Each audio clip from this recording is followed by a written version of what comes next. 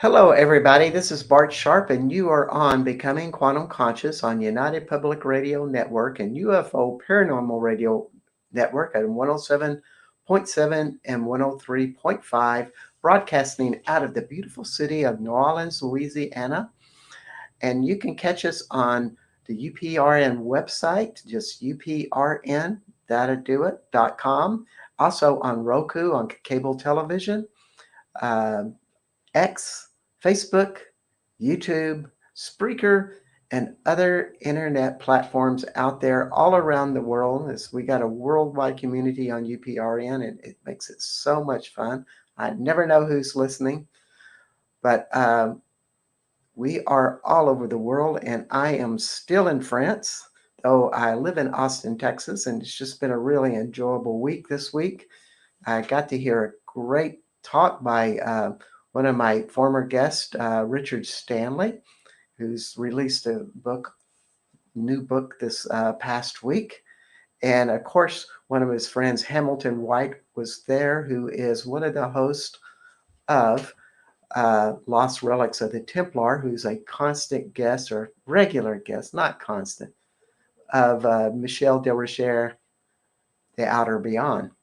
So it was nice seeing all of those guys at the famous Rennes-le-Chateau, that great church and village on the hill that everybody writes and talks about, and it it lives up to all of its expectations. A huge power spot in general, and I'd just like to say that there's probably more secrets up there than you can ever imagine. And our guest today is all about uncovering secrets. So I am going to bring her on, and that would be Miss Dani Katz. And we were just talking about you, Dani. Welcome to the show, Dani. This is Dani Katz. Hi, Bart. Thank you so much for having me. Yes, yes. And I was just talking about Renly Chateau and all the secrets in there. And so much about what you do is uncover secrets about the conscious languaging. Um, and with your book, um, the Language of Betterarchy, and I just love the subtitle of this book, The Language of Betterarchy, a blueprint for uniting against tyranny. How do you think language can be such a powerful force to unite against tyranny? But the way you explain it is really quite eloquent. And we don't have to pick up a gun. We just learn to talk differently.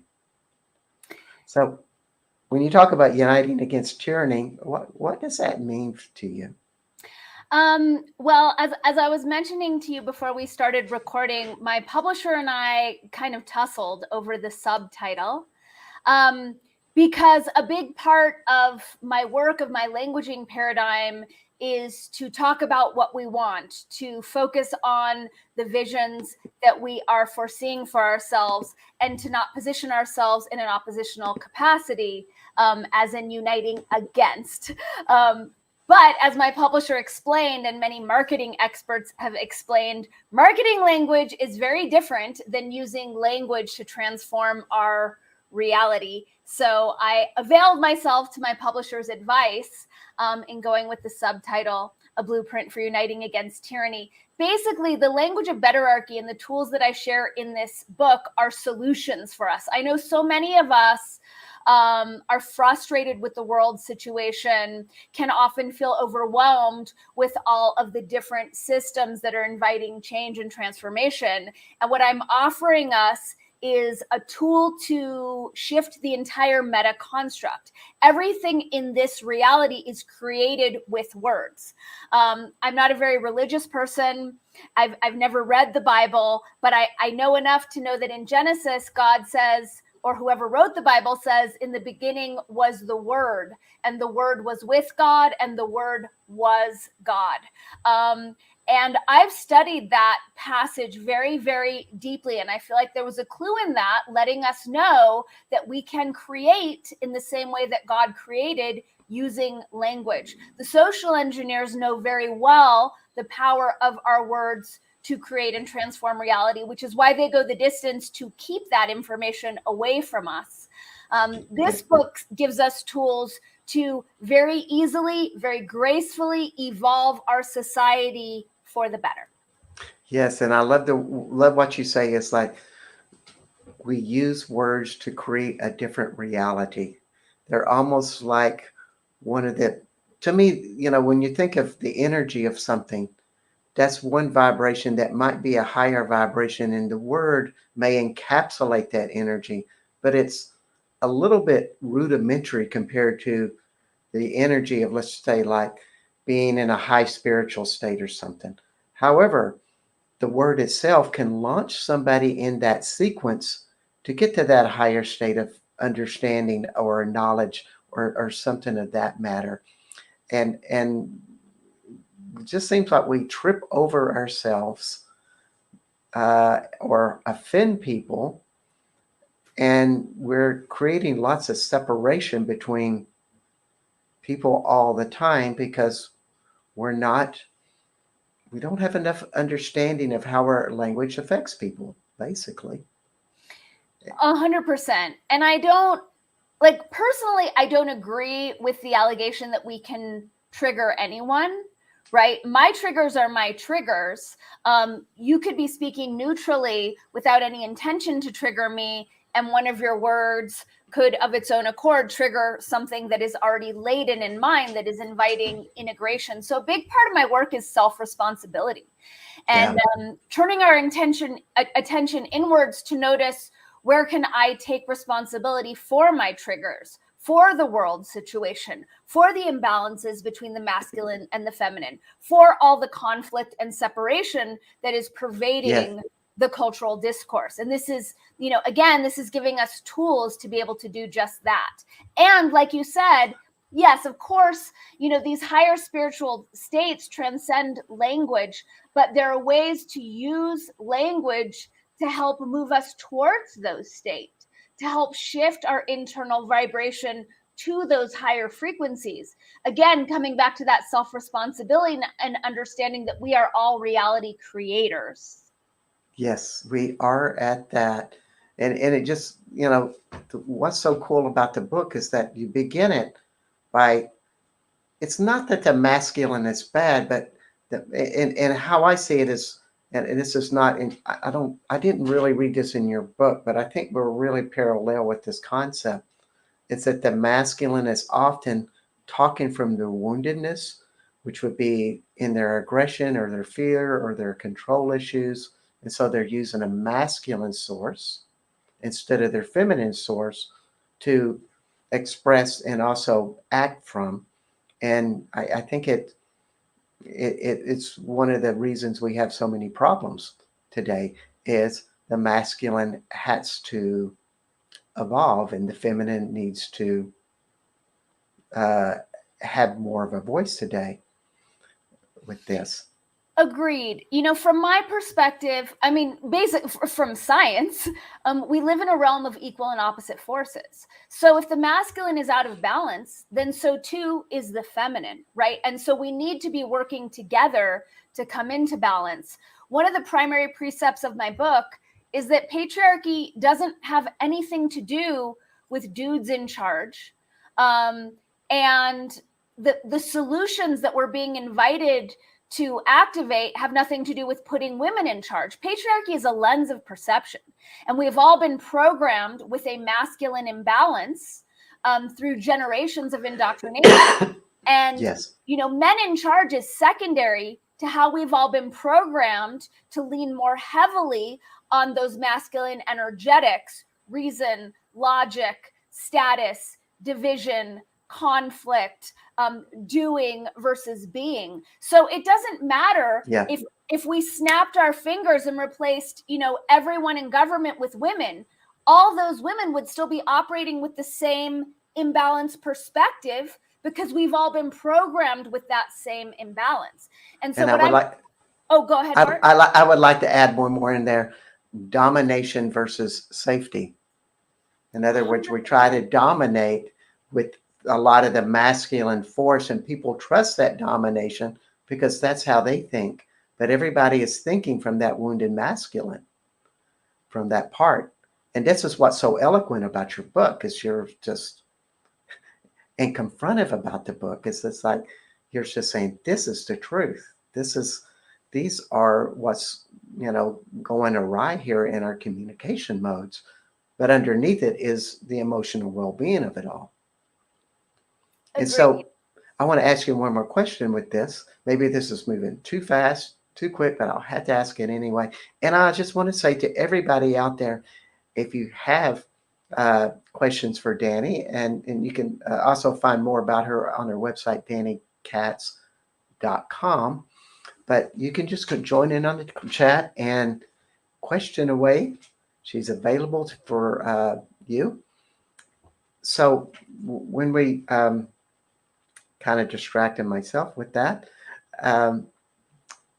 when we start to use this correct language strategies, it kind of nurtures the feminine, don't you think?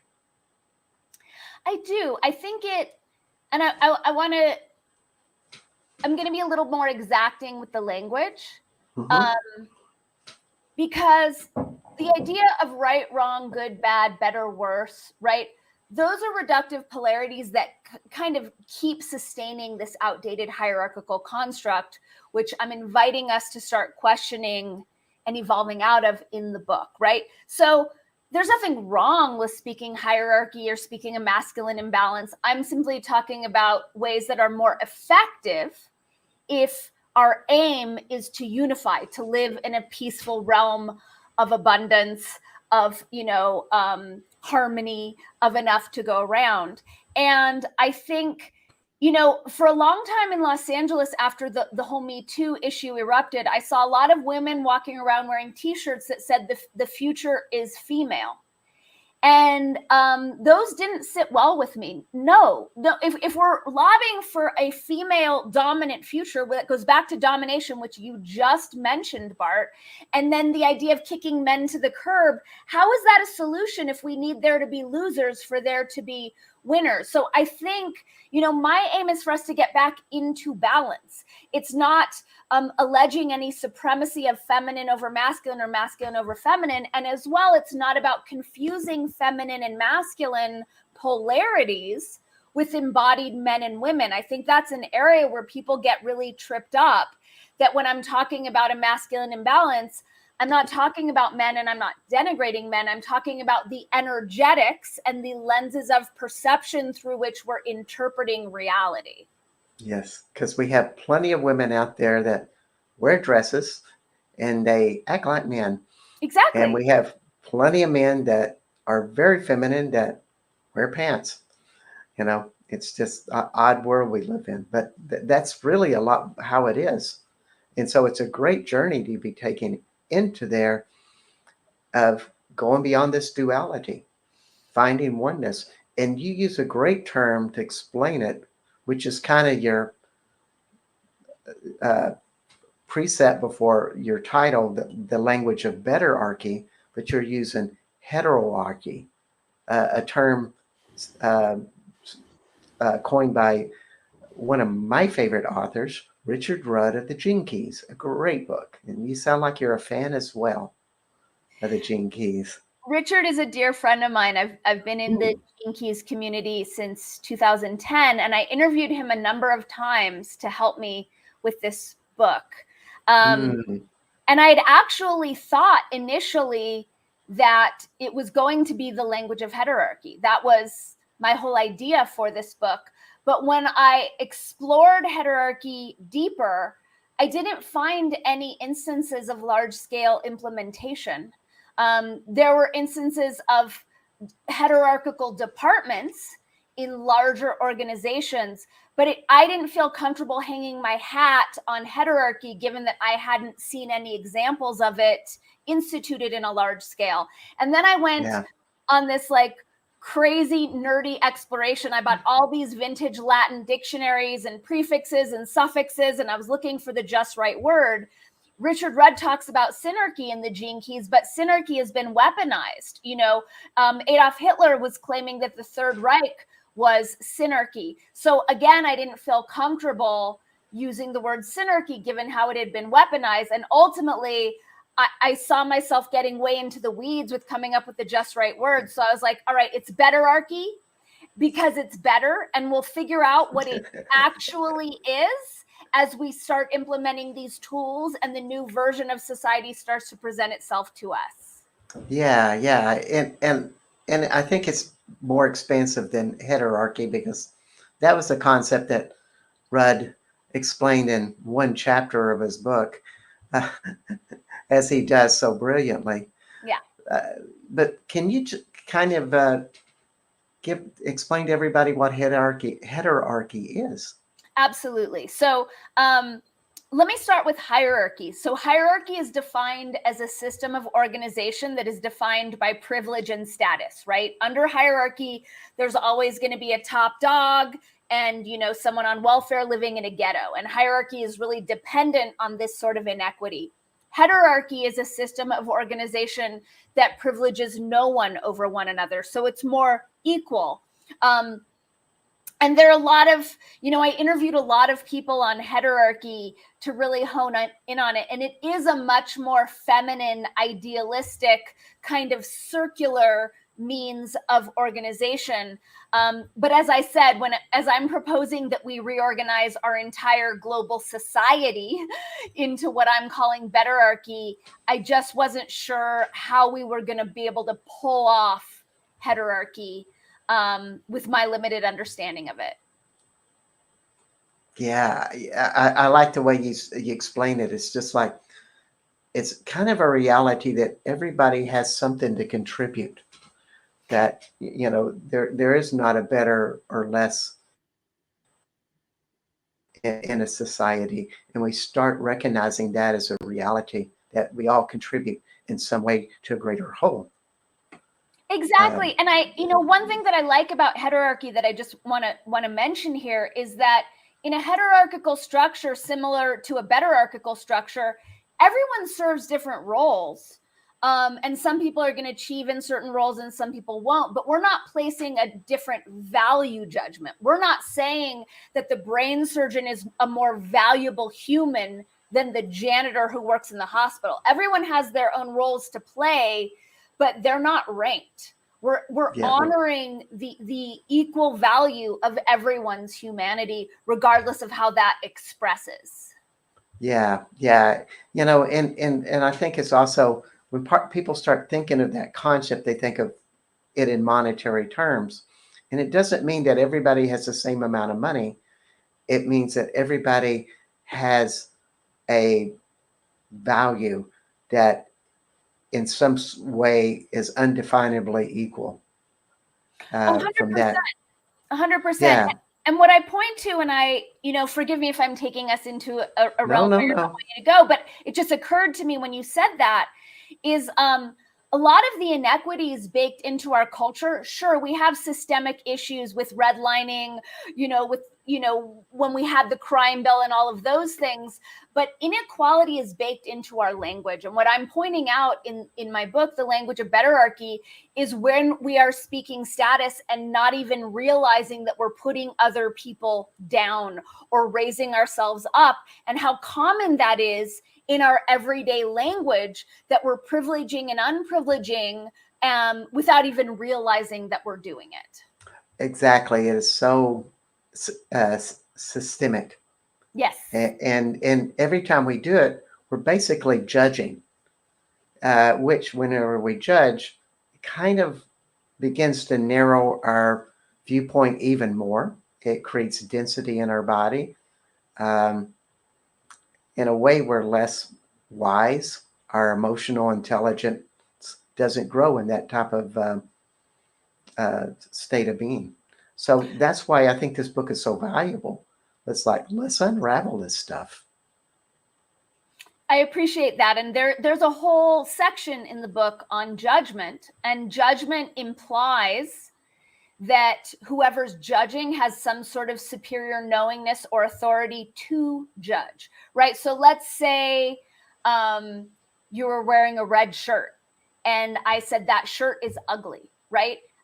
that would be alleging that I have some sort of almighty objective judging status or authority versus saying it's not my preference, right? And that's something that I see happening all the time, is people smearing their own personal opinions onto reality as though it's objective fact. And when we do that,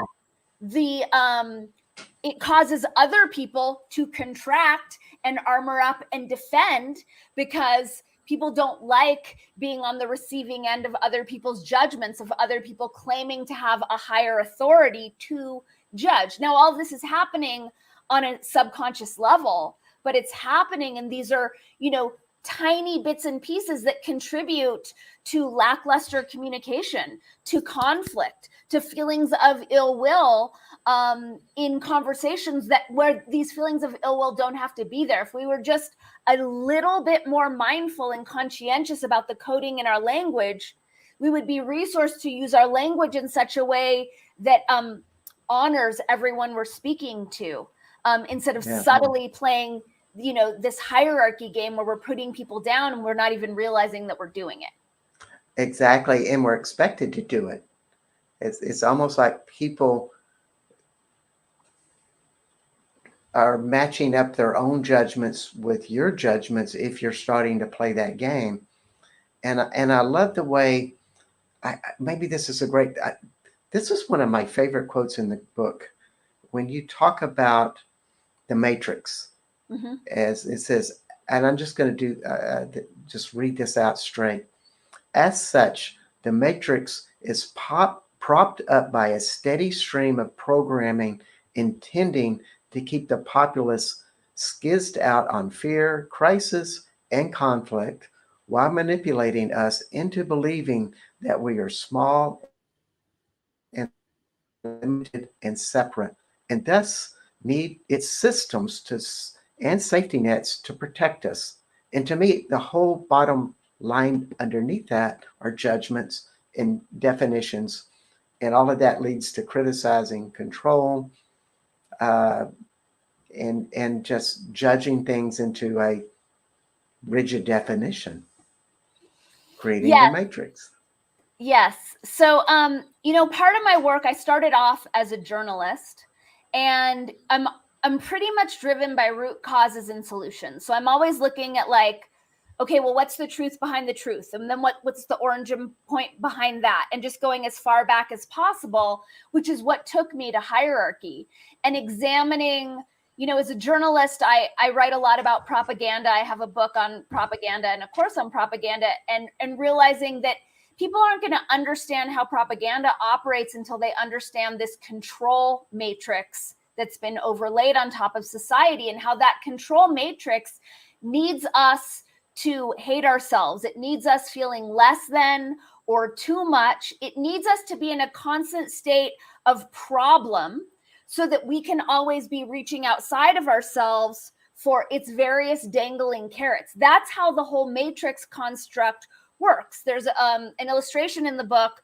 of someone on a habit trail chasing a carrot.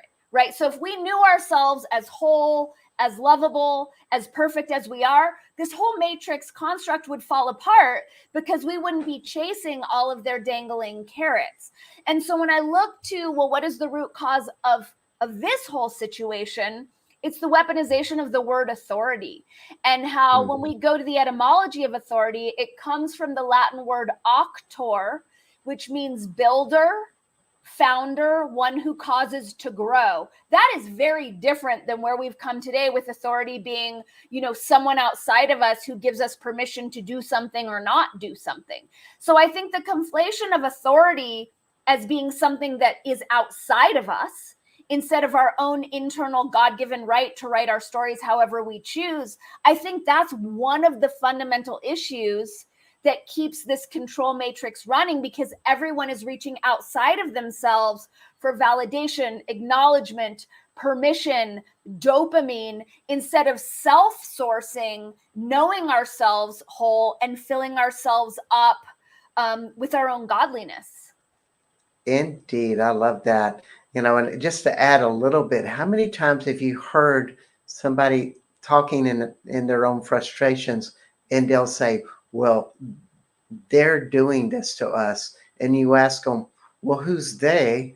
And they can't really tell you, well, it's the system, it's the matrix, or, they almost want to personalize it to an unknown enemy where it's really you connecting to that, as you say in the book, morphogenetic field, and believing that that has power over it instead of just what you said, connecting with your own inner God source and learning how to do that.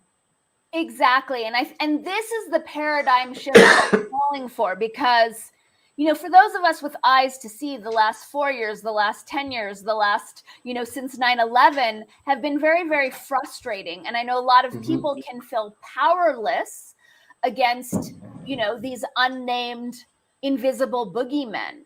And what I continue to share and to get us to grok is that we have the power.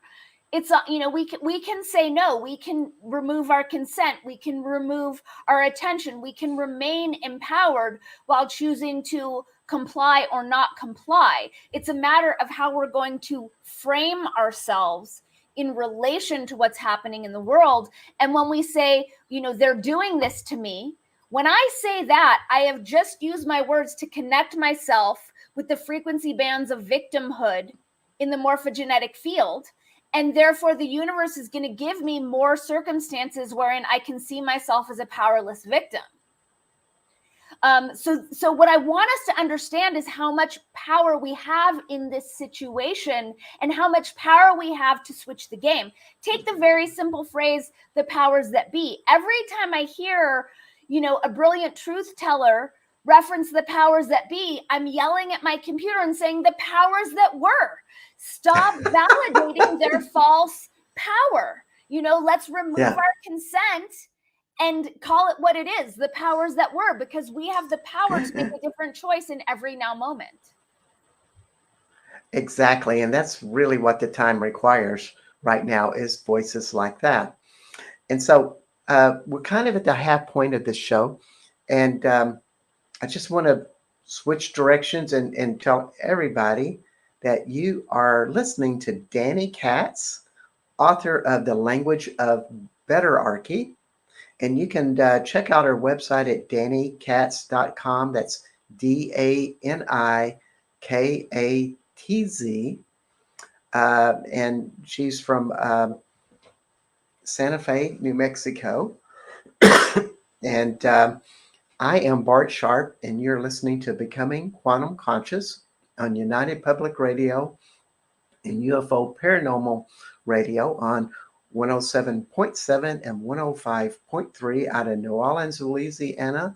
Also seen on Roku television or cable television, Roku, Facebook, YouTube, UPRN website, and other internet platforms out there. So we're kind of let's shift. I mean, we've really talked a lot about what's up and how this masculine world has kind of gone astray, and they're kind of working through their own, or working out of, because they're not a lot of times not working through it, but they're working out of their traumas, out of their unresolved emotions, out of the feminine issues they've not resolved, and they perpetuated this for hundreds of years, who knows how long. And you're offering something that gives tools to people how to do it differently. And so what if we just start talking about some of those things in your book that can help people have better languaging? Absolutely. So the book is divided into 3 sections. The first section is called The Myth of Patriarchy, where we dispel our confusion about patriarchy, and we dispel any fictions that matriarchy is going to be the solution. Because what I'm proposing is that if we're operating in a system that needs there to be losers for there to be winners, it's a stupid system that it's time for us to evolve out of. The second part of the book is how language creates reality and really breaking it down so that we can take that from some woo-woo nonsense into some grounded, pragmatic, applicable understanding of how our every word functions as reality programming technology. And then the third part of the book features the 10 different precepts of hierarchical languaging, to help us recognize when we are speaking hierarchy. Because when I am speaking hierarchy, then I am sustaining and empowering that outdated system. When I switch up my languaging patterns such that I'm speaking betterarchy, I'm withdrawing my consent from hierarchy, thus pulling the wind out of its sails and helping it kind of just fall away of its own accord, while I'm creating more energy, and I'm casting my vote for a betterarchical reality that is marked by abundance, harmony, peace, and all those wonderful things. So, we start off with separation because a lot of the languaging precepts that I talk about in this book all come under the umbrella of separation. Looking at identity constructs, people who are identifying, I am a Republican, I am a Democrat, thereby conflating voting preferences with their existential beingness, right? So when I say I am a Republican, when I go into the voting booth, it's going to be a lot harder for me to vote for a libertarian policy or a green candidate when I'm conflating my actual personhood with a political preference, right? But when I shift that from I historically have voted Republican, I tend to align with Republican ideals, right? And these are all examples. I don't really play the political game.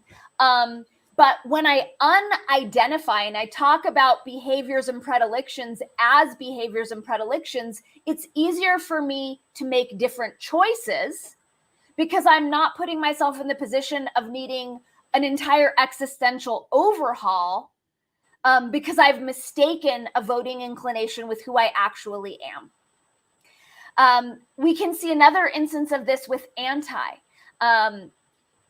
which crosses over again into identity, but as well as conflict. So think of people who identify as anti-sexist. If I'm claiming to be anti-sexist, I need to find instances of sexism to validate my mission, to have a reason for being. From that perspective, I'm going to take every single neutral occurrence that happens and I'm going to run it through my sexism lens of perception to see if I can find a match so that I can have a reason to be on mission, to be on purpose, right? It almost sounds like you create a hypersensitivity to that particular issue and that doing so. Absolutely. It creates a hypersensitivity and it creates what we call a quantum entanglement, where I need instances of sexism to have a purpose, right? So now I kind of am reliant on sexism to continue to exist for me to have a mission because I've positioned myself in this oppositional capacity. For anyone who's read Dr. David Hawkins' Power versus Force, and for anyone who hasn't, I cannot recommend it highly enough. It's one of my favorite books. But he'll talk about... Oh, sorry. Go ahead, Bart. No, it's one of my favorite books, too. We'll like Richard Rudd and David Hawkins. Yeah. And so we know that force always creates counterforce. So with that understanding, I'm never going to position myself as anti-anything, because when we do that, all it does is empower whatever the anti is modifying. So if I claim to be an anti-sexist, just by articulating the word sexist through my vehicle and putting that programming into the morphogenetic field, I've just cast my vote for more sexism in our shared reality construct. It's much smarter to simply go to, well, what is the solution? Gender equality, right? So if this were a movement that I wanted to take on, and personally I'm not a fan of movements, then it would be much smarter and more effective to say I stand for gender equality. Now I'm standing for the vision that I'm holding of that solution. I'm connecting with the energetic frequency of that solution, thereby radiating that frequency into the world. We have seen so much, like such a giant uptick in racism since Black Lives Matter hit the scene under President Obama, right? So first of all, we're supposed to buy that like race relations had devolved to such dismal point under the first Black president that we needed this Black Lives Matter. But because of the coding in that languaging that was consistently programming our reality with separation, with an attunement to an age-old, outdated racial inequality, we have seeded our reality with more of that than I've ever seen in my lifetime. I have not seen more racism in my lifetime than since post Black Lives Matter. And I can see a very direct correlation in that languaging and how that's programmed our reality construct. It's all about the polarity, isn't it? When a topic is brought up like that, and it's brought up in a polarized way, almost like most people fall on one side of the fence or the other side, thinking that that's the way they should think, as opposed to what you're sharing as neutrality. 100%. Like, I wonder what this has to do with me. Wonder what it feels like to be in this role as an anti-Black Lives Matters. What does that feel like in my body to be on that side? Or what does it feel like to be pro-Black Lives Matters and those principles and just feel them, kind of, you know? Polarities are another section in the book. And it really doesn't matter the issue. If we're a pro or an anti, we're fueling the entire reductive, toxic construct. I've been on a number of shows talking about the misuse of the term anti-Semitism in terms of the Israel-Palestine conflict. And I've had a number of hosts completely flip out on me. Oh, so you're pro this, so you're anti this. And every time I'm like, no, because I'm not part of that construct. Like I will not engage in any sort of pro-anti construct because it doesn't matter which side you pick. It's all a trap. And so what would you say to a person like that? I just say it's not my paradigm. I don't take sides. I saw this during the FOVID op, and I saw so many people claiming to be anti-vax. And I was like, ooh, like when we claim to be anti-vax, we're normalizing vaccines as that's the baseline. And I'm not going to lend any credence to that ridiculous fiction. Also, I'm not going to align myself in an oppositional capacity because I don't like to fight. Like, I'm a lover, not a fighter. Yeah, I would just say to people, well, it's a hard decision and everybody has to come to that terms due to the times. And I support everybody. And that's kind of how I've dealt with it with people. And then I go, oh, well, how's your sex life? Or how's the weather? Something like that. I love that you did that, Bart, because this is a strategy that I give to a lot of my coaching clients and consulting clients, is when we're in a conversation that could get contentious, to remove ourselves from the construct that is causing contention and then immediately change the subject. Yeah. And something I'm always asking people, because I do shamanic work and I'm always perceiving people's bodies, but I'm always asking that question when people are in that trauma about something, and they can be talking about politics or, all of these different issues, but when they kind of get blown up into it, I just ask that question to myself, not to them. They'd really get mad at me if I did. I just say, I wonder what pain they're in. And I feel that pain in their body, and I just pay attention to it. And I listen to them, and I try to say less as possible, and they kind of deflate out of it sometimes, or wisdom shows up, and I'm able to say something that actually makes sense, it's really how I deal with it. That's beautiful. I mean, I think that speaks to your excellence as a healer, right? Where you're not getting caught up in the back and forth. You're pulling back to consider the actual human being and what might be informing their perspectives and their rhetoric. And that's beautiful. And thank you for doing that on behalf of humanity. Yeah, that's why I like your book, because you're going along some of the same lines. Thank you. And that's well needed for people to hear how the conflict started, but also, some of the strategies, because it does take practice to understand, well, what are the right things to say.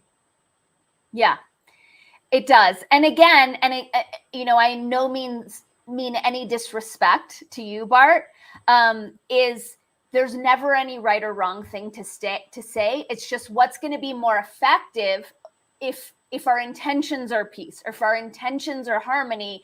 There are more effective ways. But I think, a lot of that right, wrong, better, worse Yep. is sustaining the issues that we're having, Yes. and sustaining a lot of the conflict that we don't need to have. Like, I have observed so many arguments because I'm always wondering, like, where's that one moment where it goes from conversation to argument? Like, what flips the switch? And it's separation. It's as soon as someone alleges separation, and us, them, something like that, then the other person who's on the receiving end of that, the armor goes up, the defenses come up, and now we're in an argument. So how can we share different ideas, different perspectives, while maintaining our shared humanity within the conversation? Amen. It's so spot on. And so I think that happens all the time. Our defenses come up, and all of a sudden the walls are there, and the language starts to shift because people do not feel secure with a person because they feel separate from them. And what do you do when that happens? When the argument escalates into conflict. Yeah, or it's going in that direction. You've the separation is there, and you sense it. What can you do? I think the key is to find the unifying factor and to lean into that. To find what is the Venn diagram of our shared humanity, of our crossover, and how can I speak to that? So if we're going off the rails on an issue, right? That issue is an abstraction out here. So then it's coming back to, like, Bart, I know that you want what's best for your family. Right? I know that it's like whatever that I can see that you're prioritizing, that it's important to you, and validating that and leaning into that and bringing it back to, I see you as a person. I recognize you. I recognize what is important to you. I'm not trying to discount that at all. And then finding a way to weave what I'm talking about into your priorities, your values, your desires, right? Bring it back to that shared humanity, which is such a grounding factor in our engaging. Oh wow, that's so well said. It's it's a very tricky one, but it's very simple. It's like, can you let go of your own walls and bridges to try to find that path of connection? And as soon as and maybe part of it is like, knowing that you're already in that separation. If you have that awareness, you're probably a step ahead of the other person who's not aware that they have the separation yet. Do I follow you right? Okay. You do. And I also want to speak to, like, and I'll just speak for myself, because I'm still a work in process. I write my books because these are the tools that are helping me evolve and master myself. So a lot of times in conversations, I'm pretty passionate. I can get triggered and I can go into separation. And then I will examine, like, where am I not feeling seen? What is feeling threatened in me?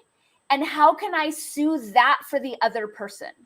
So even though I don't know that the other person is having that issue, but if I'm in a conversation where I'm not feeling seen, I know my smartest strategy is to go the distance to see and validate the other person.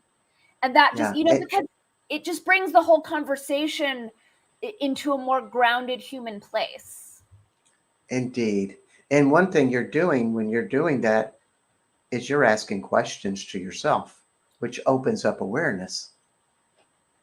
All the time. And that's the key with every trigger is what unhealed part of me is trying to get my attention. Not this person did something wrong. This person said this. This person did this to me. It's what is going on with me and what steps do I need to integrate this piece of myself back into peace so that I can be more regulated. Indeed. It's always a constant reflection inside of yourself. And to me, when you start to open that up, you're really opening up your sincerity and your heart. You're staying less in your head. And a different perspective is starting to show up because you're really starting to recognize your masculine defensive systems in those situations. Exactly. And separation is so big. I know that's a big part of these, but you also have 9 categories.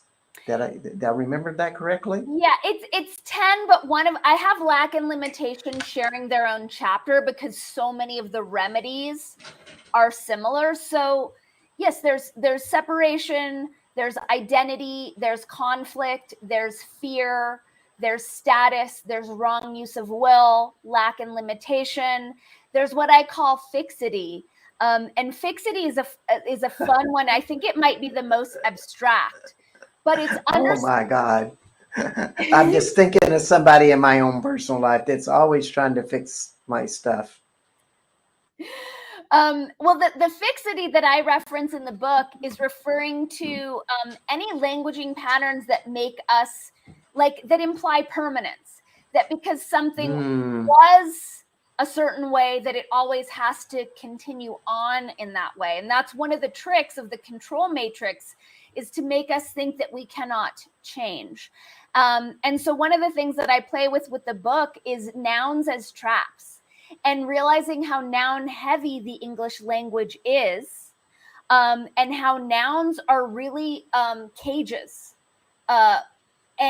And the more that we can move nouns into verbs or even adjectives and put things in motion and take that solidity away, the more freedom we have to change our reality. Now, that's a very abstract concept. Can Very you abstract. just throw out a couple examples of that?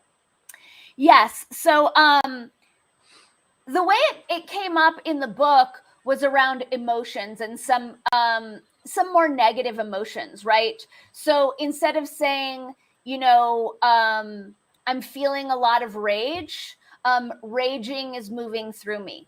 Angering is happening, right? It's taking the solidity away. I had a client who had a really tough time in a meeting with a lawyer, and she kept saying, well, I'm an empath and I'm an empath. And I'm like, okay, but in this instance, that story, that identity construct is actually working against you. So how about if we turn empath into empathing, and you can choose when empathing is going to serve you, but in instances when empathing is not your best bet, you can leave it aside and pick up a different energetic to walk in where it's like, oh, I'm adulting, or I'm looking out for myself. I'm looking out for my family. It's even so the noun is really like, when you get out of the noun mentality, you're really stepping out of the judgment that you have put on yourself or another person. Exactly. Or even on, pathologies just pop to mind. So, a lot of times the Western medical paradigm will pathologize temporary systems or symptoms, thus making them seem more fixed. So instead of I have a headache, It's I'm noticing some sensations moving through my head. I'm in the process of clearing some pressure in my head, right? I've taken something static, a headache, and I've put it in motion. There are sensations that are moving through me, thus directing my subconscious mind. We don't need to hang out here too long. We don't need to hold on to these sensations. We can send them on their way. And this is kind of like a quantum, this is what you mean by quantum languaging, Yes. that actually you're identifying what's happening in a language, but you're dealing with this on almost like an energetic basis when you put it into a verb.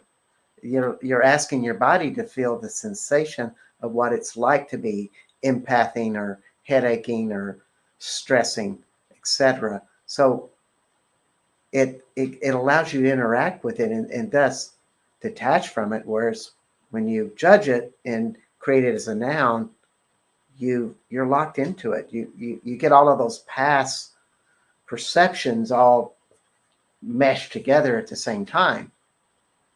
100%. And on top of those past perceptions, then we have the probabilities attached to the diagnosis or the pathologies or the stories or the negative associations, like all of those get lumped into those nouns. As I understand it, the Mayan culture did not have nouns. Everything was a verb. Wow. Life is chairing right now. If I'm sitting on a chair, it would be like I'm sitting on chairing. This is a temporary configuration in this infinite realm of possibility. And I feel like, the density of this realm is a direct result of this noun heavy language. And I really believe that were we to shift a lot of our nouns into verbs, it would lift the density and we would have a lot more say, a lot more, clear impact on shifting our reality, which would shift much more easily. I don't believe this density is a function of its own accord. I don't think it has to be that way.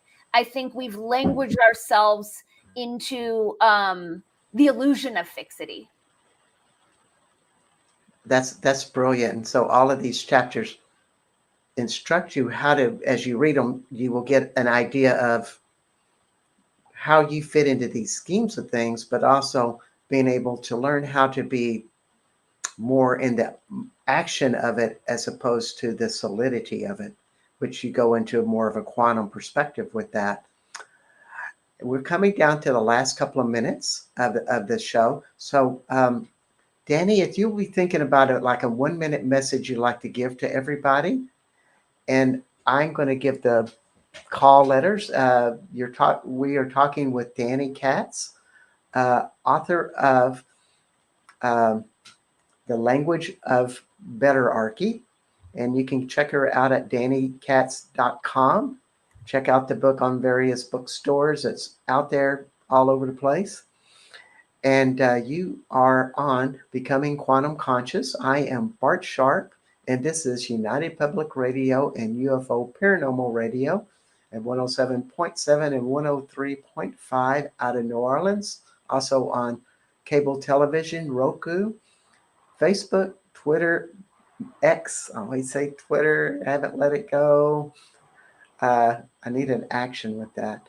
And YouTube. So, Dani, oh yes, and next week we're bringing back Jeff Cataria, and he will be discussing a book on trans-dimensional being. And I'm reading this book, and it's wild. It even stretches my imagination, and I love those type of topics. So it's going to be really flying high on that show.